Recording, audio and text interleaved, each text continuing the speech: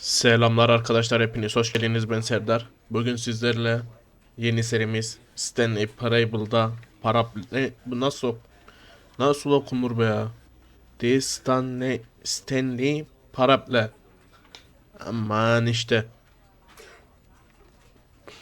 Stanley ile karşınızdayım. Hadi oyuna başlayalım. End is the end is never the end is never the end is never. Ha, tamam, bu şeymiş. İşte.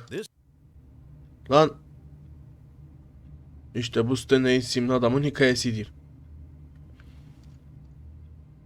Hem yanlışlıkla geçtik. Bir tekrar mı başlatsam? Yeniden başlatayım bir. Buraya geçtik yanlışlıkla. Neyse. Kapı açılmıyor. Bu açılıyor mu? Bu da açılmıyor. 427'deydik biz. Öyle. Allah Allah. Stanley decided to go to the meeting room. Perhaps he had simply missed a memo. Toplantı No odası. matter how hard Stanley looked, he couldn't find a trace of his co-workers. Nasıl ya? Burada yok mu bir yani? Şaka şaka. Dur bakayım. Burası da açılmaz. Toplantı odası. Bu da açılmadı. Bu da açılmadı. Stanley clicked on literally every single door in the office because he doesn't pick up well on cues from his environment. Yani kontrol edeceğim tabi, Allah Allah etmeyeyim ya. Bir baktık ofiste yalnızız, Allah Allah. Aha, kapı kapandı. Bu da bu. Allah, neredesiniz lan siz? When Stanley came to a set of two open doors, he entered the door on his left. He. Bu kapı ben sağdan gireceğim bir. This was not the correct way to the meeting room, and Stanley knew it perfectly well. Perhaps he wanted to stop by the employee lounge first, just to admire it. Ya yanlış kapıdan mı girdik yani? Biliyorum, yanlış kapıdan girdim, söyle. Din zaten de. Yes, truly a room worth admiring. It had really been worth the detour after all, just to spend a few moments here in this immaculate, beautifully constructed room. Ver bana şey ver he. Stood here, drinking it all in. Hem. But eager to get back to business, Stanley took the first open door on his left.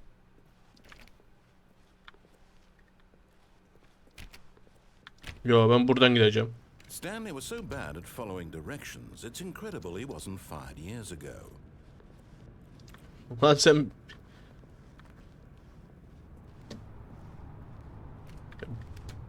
Kapı kapandı. Açılmıyor.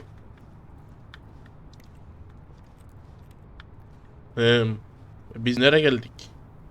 Daha demin ofisteydik. Look, Stanley, I Uh-huh. think perhaps we've gotten off on the wrong foot here. I'm not your enemy, really, I'm not.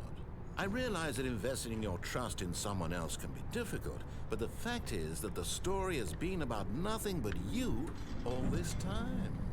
There's someone you've been neglecting, Stanley. Someone you've forgotten about. Please, stop trying to make every decision by yourself. Now, I'm not asking for me, I'm asking for her. This is it, Stanley. Your chance to redeem yourself. To put your work aside. To let her back into your life. She's been waiting. Tamam, gizemli ses. Kimsen artık, seni dinleyin biraz hadi. Hadi iyisin yine hadi.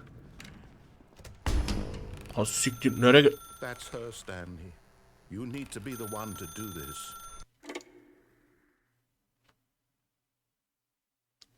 Telefonu kaldırdık. Oh, Stanley, is that you? Hold on, sweetie. Sorry to keep you waiting. I'm just pulling the bread out of the oven. Ekmeği ne? All right. Okay, there we go. All right, now, I want you to come in and tell me all about your day. Gotcha. Oh, come on. Did you actually think you had a loving wife who'd want to commit their life to you? I'm trying to make a point here, Stanley. I'm trying to get you Garip to see ses. something. Come inside. Let me show you what's really going on here. Üzdün ama beni sen şimdi.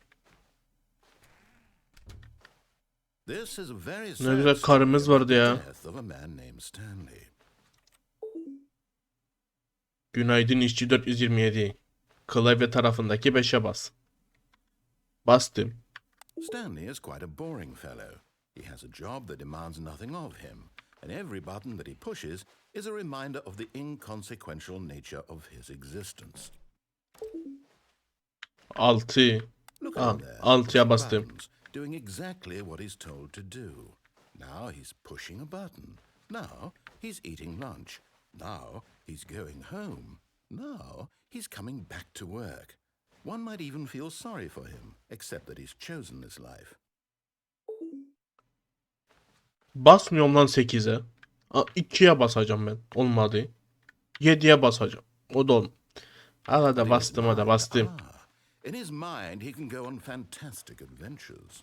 From behind his desk, Stanley dreamed of wild expeditions into the unknown, fantastic discoveries of new lands.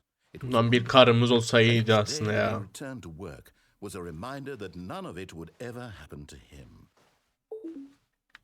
Çocuk bir de bizi kandırdım der orada. Vallahi And so he began to fantasize about his own job. First, he imagined that one day while at work, he stepped up from his desk to realize that all of his Televizyon yok. coworkers, his boss, everyone in the building had suddenly vanished off the face of the earth.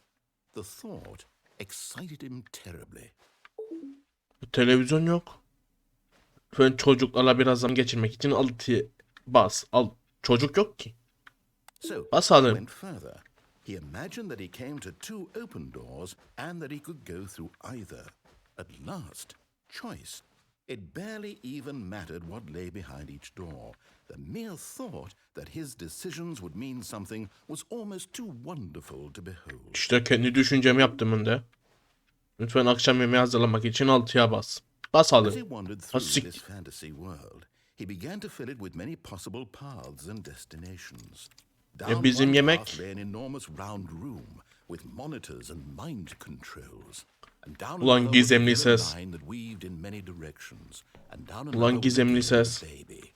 And he called it the Stanley Parable. Stanley Parable çocuklara bir masal anlat. It was such a Not alone. wonderful fantasy, and so in his head he relived it again, and then again, and again, over and over, wishing beyond hope that it would never end, that he might always feel this free. Surely there's an answer down some new path, mustn't there be? Perhaps if he played just one more time. Lütfen karına onun sevdiğini söylemek için 6'ya. Karımız yok ki bizim. Neyse. But there is Söyleyeyim. no answer. How could there possibly be? In reality, all he's doing is pushing the same buttons he always has. Nothing has changed. The longer he spends here, the more invested he gets, the more he forgets which life is the real one.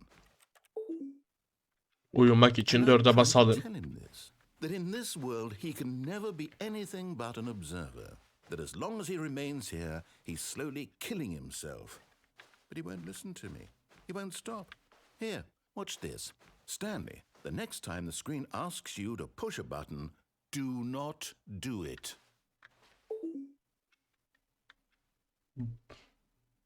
Hadi dinleyeceğim seni. Basmayacağım hadi. Ha, basmıyorum. Ne oldu? Hadi. Ha. Basmıyorum. Ne oldu? Ha? Ya işte böyle mal gibi kalırsın işte bak. Ya. Hadi basayım hadi. Can he just not hear me? How can I tell him in a way that he'll understand that every second he remains here, he's electing to kill himself? How can I get him to see what I see? How can I make him look at himself? Lütfen hiçliği sorgulamak için B'ye bas. Basalım. I suppose I can't, not in the way I want him to. But I don't make the rules. I simply play to my intended purpose, the same as Stanley. We're not so different, I suppose. I'll try once more to convey all this to him. I'm compelled to. Anlatacaksın tabii. Perhaps, well, maybe this time he'll see. Maybe this time. And I tried again. Lütfen öl. Stanley pushed a button. And I tried again. And Stanley pushed a button. And I tried. Nasıl ya? Ha, tekrar yüklendi. All of his Evet. co-workers were gone. What could it mean? Geçelim bunlara, hadi Stanley decided gidelim. to go to the meeting room. Perhaps he had simply missed a memo. Bunlara hep baktık zaten. Hadi gel, seni dinleyeceğim bu sefer be. Bakalım ne diyeceksin. When Stanley came to a set of two open doors, he entered the door on his left. Tamam hadi gel. Soldan girdim. Tamam. Evet. Yet there was not a single person here either. Feeling a wave of disbelief, Stanley decided to go up to his boss's office, hoping he might find an answer there. Buradan gidelim biz. Kaçalım. Oo. Stanley stepped into the broom closet, but there was nothing here, so he turned around and got back on track. Tamam. Gidelim hadi, dinleyelim seni, hadi gel. Coming to Buradan- a staircase, Stanley walked upstairs to his boss's office. Yukarıya. Tamam hadi gel, yukarıya çıkalım. He, seni dinleyeceğim bu sefer biraz. Evet, buradan buraya mı? Yoksa buraya mı? Ben buraya gideyim. Hadi. Madem söylemen. Exclusive bedroom. Wow. Bunlar açılmıyor. Bu da açılmıyor. Tek açılan yer burası. Buradan gidelim. Stepping into his manager's office, Stanley was once again stunned to discover not an indication of any human life. Shocked, unraveled, Stanley wondered in disbelief who orchestrated this. What dark secret was being held from him? What he could not have known was that the keypad behind the boss's desk guarded the terrible truth that his boss had been keeping from him. And so the boss had assigned it an extra secret pin number. 2, 2, 8, 4, 5. But of course, Stanley couldn't possibly have known this. 2, 8, 4, 5. Aa, bak. 2, 8, 4. Yanlış yazdık ya. 2, 8, Stanley 4, just sat around 5. twiddling his thumb. Yet incredibly, by simply pushing random buttons on the keypad, Stanley happened to input the correct code by sheer luck. Amazing. He stepped into the newly opened passageway. Aha. Burası açıldı. Gidelim. Hadi bakalım. Oo, asansör.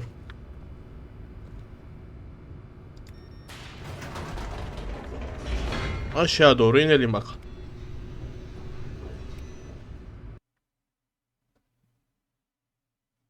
Evet.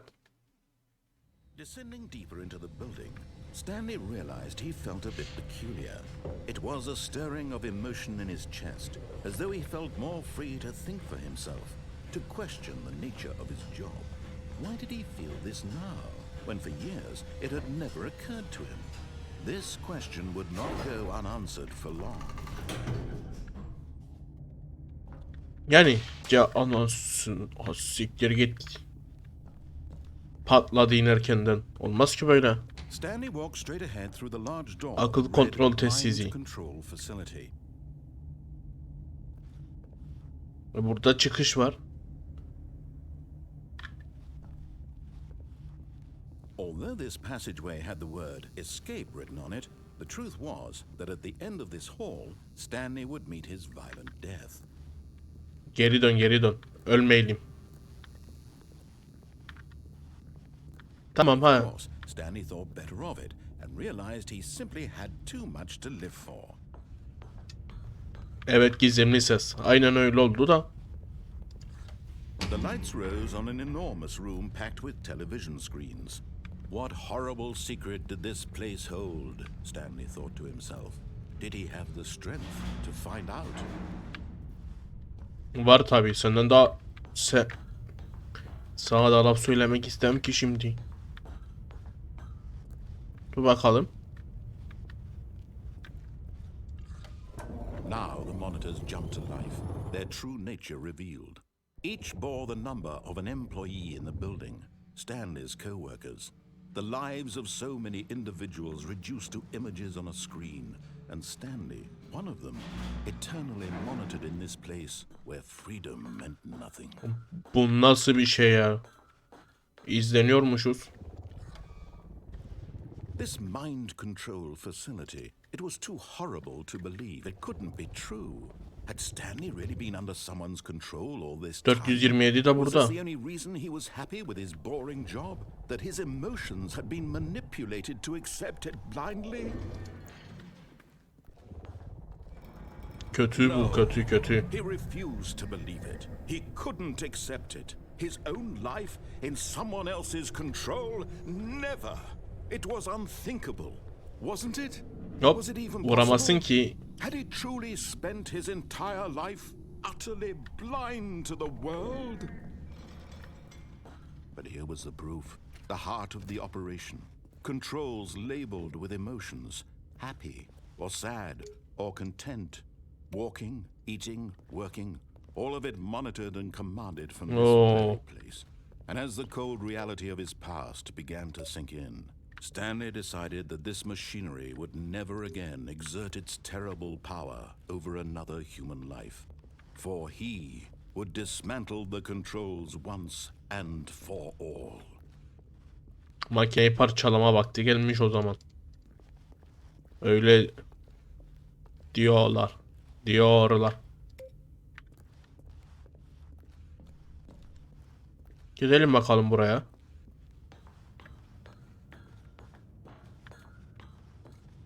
Akıl kontrol yeri. Sistem gücü. And when at last he found the source of the room's power, he knew it was his duty, his obligation, to put an end to this horrible place and to everything it stood for. Kapatalım gitsin hadi.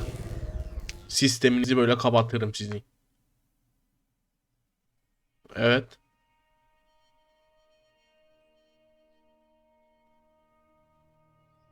Bitti mi? And a rising chill of uncertainty. Was it over? Yes. He had won. Kazandık. Defeated the machine. Unshackled himself from someone else's command. Freedom was mere moments away. And yet, even as the immense door slowly opened, Stanley reflected on how many puzzles still lay unsolved. Where had his co-workers gone? How had he been freed from the machine's grasp? What other mysteries did this strange building hold? But as sunlight streamed into the chamber, he realized none of this mattered to him. For it was not knowledge or even power that he had been seeking, but happiness. Perhaps his goal had not been to understand, but to let go.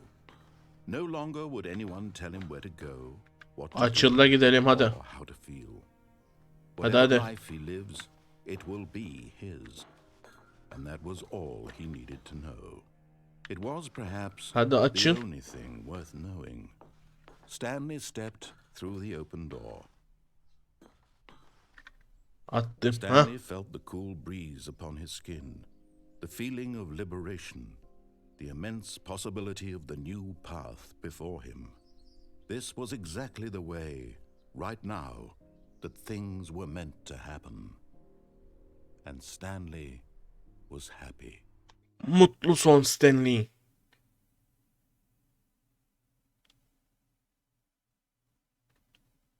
İşte budur. Aa.